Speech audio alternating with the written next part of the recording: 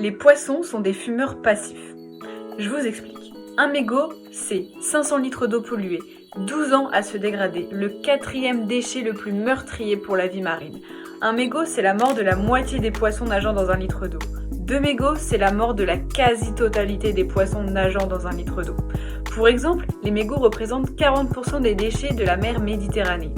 Un mégot non ramassé, c'est une pollution pour les écosystèmes marins, mais c'est également une pollution qui impacte directement notre assiette.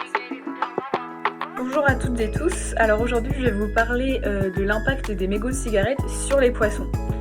Donc un mégot non ramassé, bien souvent il finit sa vie sur les plages ou dans les océans.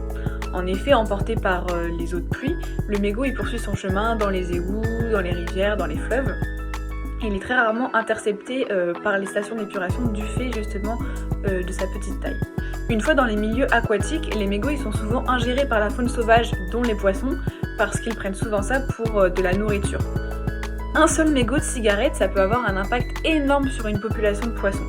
Par exemple, en 2011, l'université de San Diego en Californie, elle a mené une étude sur les poissons marins et d'eau douce. Elle a montré que la moitié des poissons mouraient dans une eau polluée avec seulement 1 mégot par litre d'eau. Pire encore, quasiment la totalité des poissons, environ 80%, mouraient dans une eau polluée par seulement 2 mégots par litre d'eau. Par ailleurs, certains poissons que l'on consomme contiennent des résidus de substances toxiques des mégots.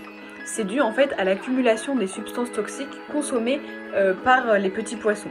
Et les mégots non ramassés, ça pollue donc les écosystèmes marins, mais aussi notre assiette, puisque c'est pas impossible que nous-mêmes, on consomme ces substances à travers les produits de la mer que l'on retrouve dans notre assiette.